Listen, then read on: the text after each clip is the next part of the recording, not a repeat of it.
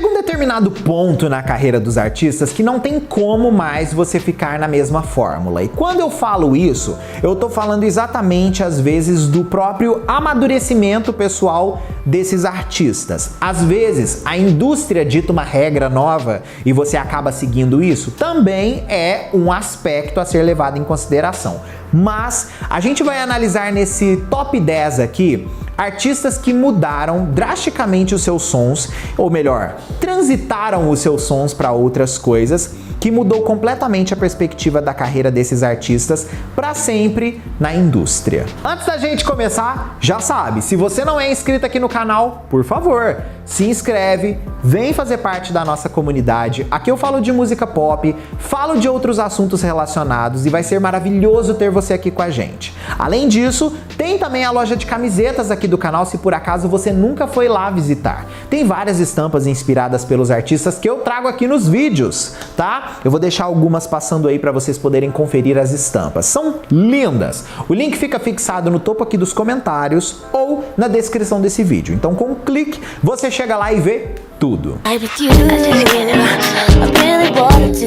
Vamos começar com o disco Britney, de Britney Spears, lançado em 2001, que foi o início da sua mudança de imagem, saindo da boa menininha, oh baby one more time, oops I did it again, e começando a endossar o mulherão, a porra toda, a MC eu sou uma escrava pra você. O disco Britney foi lançado no dia 5 de novembro de 2001 nos Estados Unidos pela Jive Records. A Britney quis fazer uma transição do seu pop adolescente para um projeto que fosse muito mais maduro e que significasse muito mais para ela como pessoa. A Britney incorporou gêneros como pop e R&B na influência desse novo projeto, mas sem se afastar obviamente do dance, que faz parte da sua essência. Ela mergulha em elementos disco, hip hop, rock e até mesmo de música eletrônica.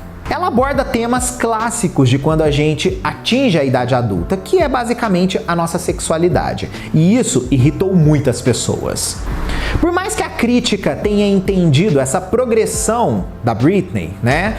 O público, principalmente os pais, foram um pouco, vamos dizer assim, resistentes em aceitar essa mudança da artista, principalmente levando em consideração muitas vezes a idade que os seus filhos tinham quando a Britney estava fazendo essa transição. Mas isso é algo totalmente pessoal dela, expressando na sua arte. É algo que as pessoas muitas vezes não entendem, né? Os artistas não são obrigados a fazer o que você quer que eles façam. Na verdade, eles fazem o que eles se sentem bem fazendo. E você, como ouvinte, cabe querer ou não ouvir. Ninguém tá te obrigando a nada. O álbum foi um grande sucesso comercial. Ele conseguiu vender na sua primeira semana 745 mil cópias somente dentro dos Estados Unidos. O seu sucesso fez a Britney ser a primeira artista feminina a ter os 3 primeiros álbuns de estúdio estreando no topo das paradas dos Estados Unidos. A Britney vendeu mais de 9 milhões de cópias em todo o mundo com esse álbum no seu auge.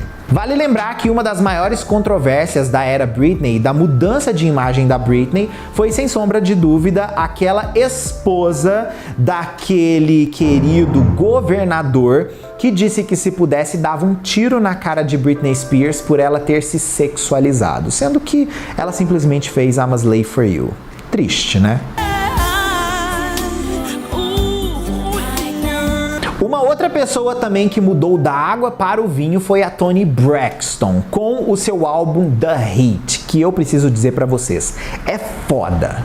Esse álbum marcou a saída de Toni Braxton da era das baladas, indo para um som mais maduro e urbano e muito mais sensual. A maioria das canções, incluindo a quase instrumental The Art of Love, foi escrita por Toni Braxton e seu marido Carrie Lewis.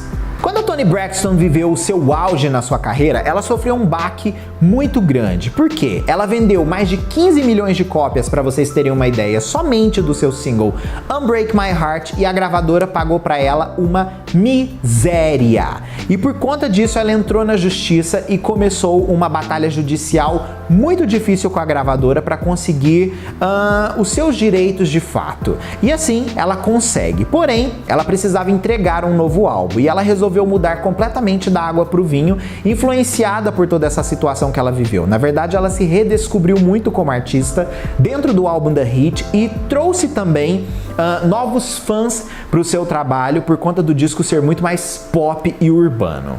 O álbum foi um grande sucesso comercial e foi muito bem recebido pela crítica especializada. Enquanto alguns elogiavam seu esforço confiante, seguro e sexy, muitos elogiavam a evolução vocal dela e também imposição vocal em canções mais pop. Eles elogiaram principalmente o primeiro single He Wasn't Man Enough, assim como também Spanish Guitar. O álbum estreou em número 1 na parada de R&B e hip hop, enquanto sua música He Wasn't Man Enough se manteve no primeiro lugar da parada de R&B e hip hop songs por 2 semanas consecutivas. O disco conseguiu ser um grande sucesso de vendas somente nos Estados Unidos, vendendo 2.093.000 cópias. Um outro álbum de transição que foi um soco na cara de todo mundo foi o Butterfly da nossa querida Mariah Carey, porque de fato ela endossou o que ela sempre quis ser na sua carreira, uma borboleta voadora e bem safadinha. A Mariah já tinha começado, de certa forma, a sua transição musical para sons mais pop, mas como ela ainda era casada com o Chernobyl do Tony Mottola, ela tinha uma determinada obrigação a seguir também dentro da sua carreira por conta disso. O Tommy meio que não deixava a Mariah de fato voar, sair do casulo, né? Fazer a borboleta mesmo aí. Então ela ficava ali encasulada naquele universo que ele criou para ela, que ela deveria seguir. Quando ela de fato divorcia dele e lança Butterfly, a Mariah simplesmente endossa um tipo de música que para o Tony Mottola era a morte de Mariah. Uma das coisas que o Tony Mottola menos queria quando se falava na carreira de Mariah era que ela fizesse músicas com artistas do hip hop, que para ele não era uma música que combinava com aquele diamante lapidado que era a Mariah. E a Mariah não gostava de ser aquele diamante lapidado, ela queria experimentar outras coisas. Afinal de contas, ela é uma artista. Artistas gostam de experimentar. Sendo assim, ela recruta os melhores artistas de hip hop da época para produzir esse novo álbum. E assim nasce essa obra-prima que o primeiro single é Honey, a música provavelmente mais safadinha da carreira da Mariah, que poucos tiveram noção da safadeza na época. Em Honey, Mariah pede o melzinho do boy. Vocês sabem muito bem o que ela tá pedindo, né? O sucesso dessa música fez ela ser number 1 e além disso, Butterfly conseguiu se tornar um dos melhores projetos daquele ano. O disco vendeu mais de 15 milhões de cópias, um sucesso absoluto. O Stripped da Christina Aguilera também é um ótimo álbum de transição pra gente levar em consideração. Só que também é importante dizer que, por mais que a Christina tenha transitado para uma imagem madura nesse álbum, ela transitou de novo depois no seu álbum seguinte, o que é uma coisa bem interessante e muito difícil de acontecer também. Com Stripped, a Christina de fato se tornou uma artista sólida. Não que ela já não tivesse conquistado grandes números naquele momento da carreira dela, mas com Stripped, a Christina de fato tomou poder no aspecto de composição e também no aspecto de narrativa do que de fato ela era de verdade. Enquanto no passado a gente tinha aquela artista plástica completamente controlada pela RCA, Christina quebra completamente esse estereótipo dentro do Stripped e resolve se sujar, lançando uma música que mudaria para sempre os rumos da sua carreira, que foi Dirty. Dirty foi esse primeiro momento que mostrou uma Christina que as pessoas não queriam ver. Na verdade, as pessoas não queriam aceitar que ela fosse daquele jeito, porque ela também era uma artista vista como perfeita. A Christina meio que sofreu o mesmo tipo de backlash da Britney, as pessoas não aceitaram ela crescer.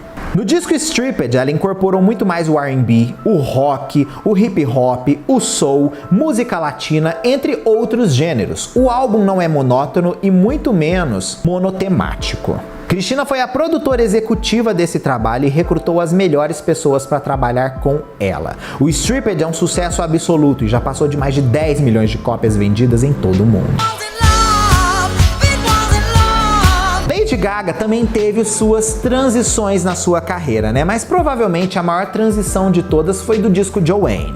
Por mais que nós tenhamos visto Lady Gaga fazendo uma limpeza de imagem com o Chick to Chick, que é um disco colaborativo com Tony Bennett, quando a gente pega, por exemplo, um Joanne, a gente percebe uma Lady Gaga que ainda é mais diferente ainda e mais crua ainda do que ela havia apresentado naquele trabalho anterior com o Tony. Esse álbum inclui uma variedade de colaboradores, que inclusive ajudaram Lady Gaga a encontrar esse som mais despojado e country. Ele também é um pouco soft rock, mas ao mesmo tempo consegue ser dance pop em algumas coisas. A Lady Gaga enfatiza totalmente suas habilidades vocais como cantora, e liricamente o álbum trabalha muito sobre o aspecto da família, emoções da vida, a morte da tia da Lady Gaga, Joanne, que inclusive hoje ela diz que está ao lado ali de Maria Madalena e é uma grande entidade. Enfim, esse disco marcou esse amolecimento na imagem da Lady Gaga e transformou ela em uma coisa bem mais palpável, vamos dizer assim. O trabalho de Lady Gaga, ele era muito artístico, ele era abstrato, visto por muitas pessoas como estranho. E quando ela faz o Joanne, por exemplo, a gente percebe que ela consegue chegar num determinado ponto da carreira dela que ela é totalmente entendida. Ela é muito mais, assim, compreensível também das pessoas em volta conseguirem olhar o que aquela arte representa, vamos dizer assim. Não precisa de tanto, vamos dizer, interpretação. Perfect Illusion já mostrou isso pra gente como o primeiro single do trabalho. Uma Gaga rolando no chão do deserto, tirando sua carteira, se divertindo com várias pessoas. Million Reasons foi uma outra música que conseguiu surpreender bastante e se tornou um grande sucesso da carreira dela. A Lady Gaga foi super elogiada pelos críticos musicais e ela conseguiu com esse álbum o quarto álbum consecutivo alcançando o número 1 nos Estados Unidos. O disco Witness da Katy Perry também é visto como um disco de transição, por mais controverso que ele seja.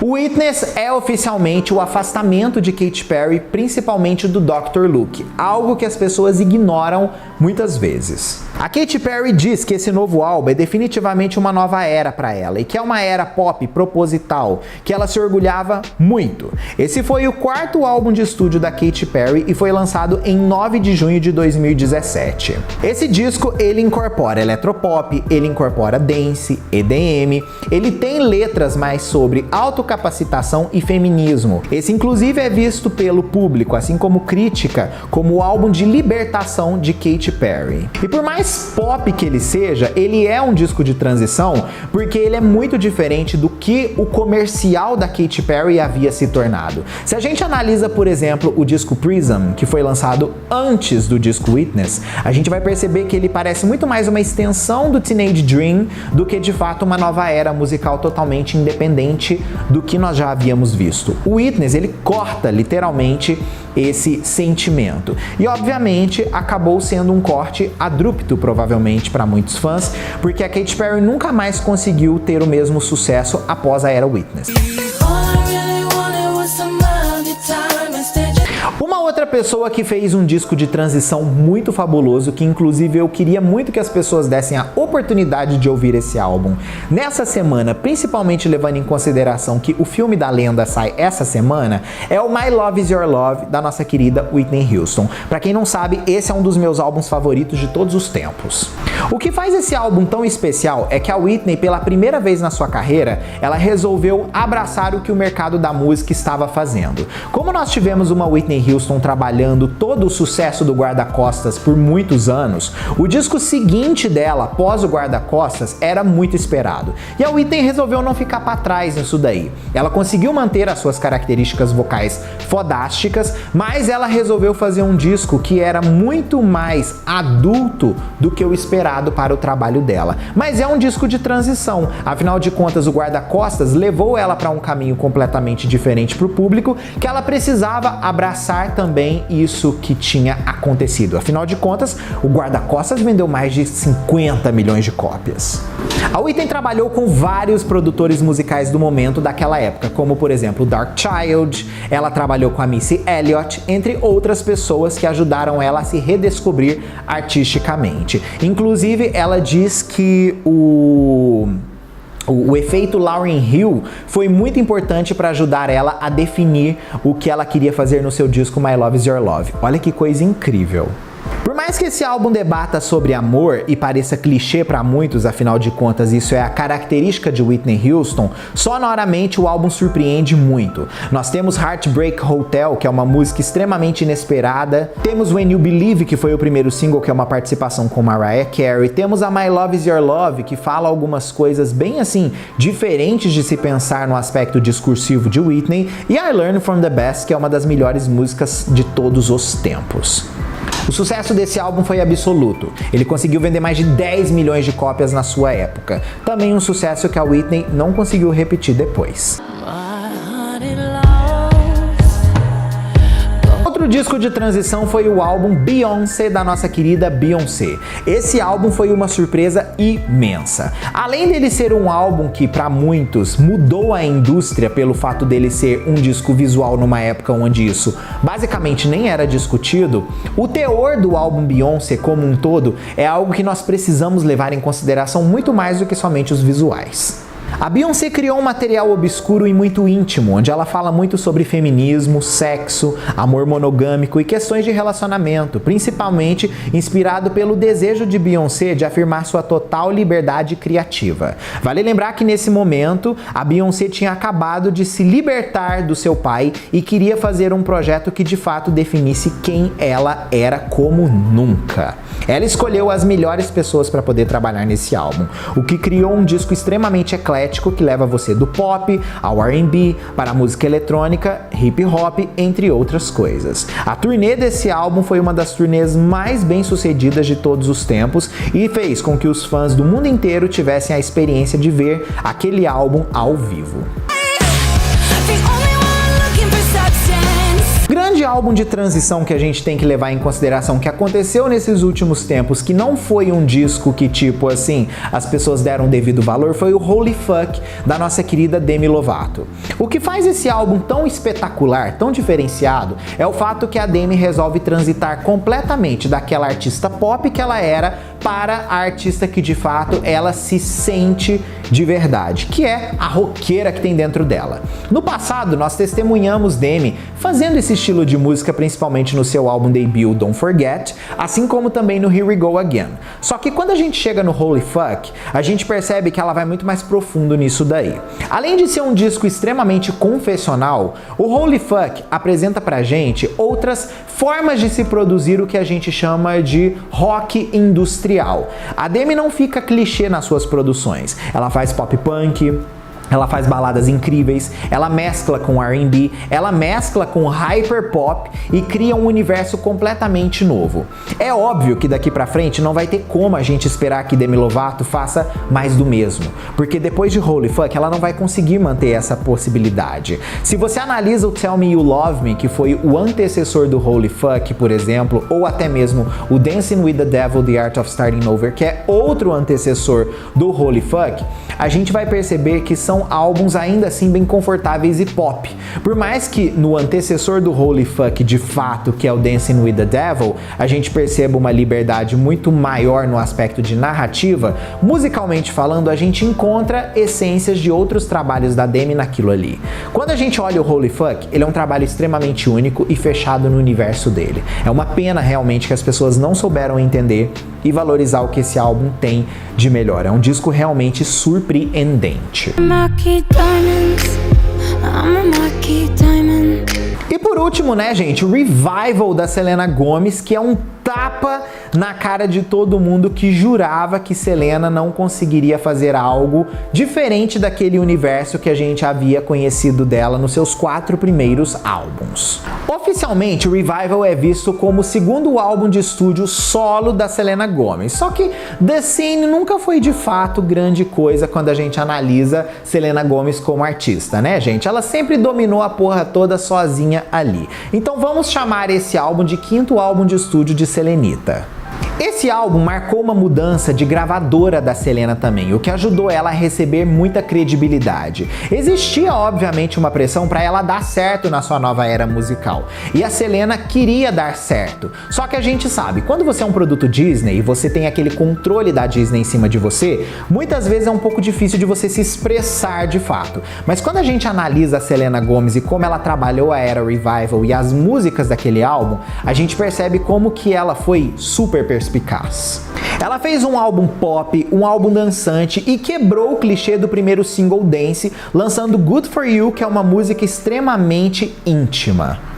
Esse disco foi listado como um dos melhores álbuns daquele ano e inclusive é visto até hoje por muitos como o álbum perfeito da carreira de Selena Gomez, que ela nunca conseguiu repetir igual. Até o disco sucessor dele, que foi o Rare, que também é visto como um álbum bem diferentão da Selena, ele é muito menos favorito do público quando a gente coloca ele ao lado do Revival. Muitos acreditam que o próximo álbum de estúdio dela vai ser uma nova transição. Eu já acho que a Selena vai fazer um disco bem confortável e divertido pelas coisas que ela disse, mas eu ainda acho que o Revival é um produto muito específico e que dificilmente ela vai conseguir repetir aquela fórmula. E vale lembrar que esse álbum foi influenciado por um disco que tá aqui na nossa lista, que é o Stripped da Christina Aguilera. Ela disse que o Stripped foi importante para mostrar para ela que ela precisava se revelar artisticamente. E esse álbum ela soube se revelar artisticamente. Selena foi foda aqui.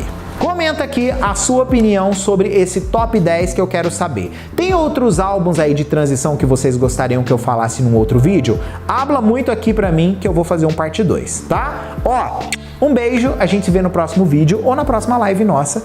Aí, tchau!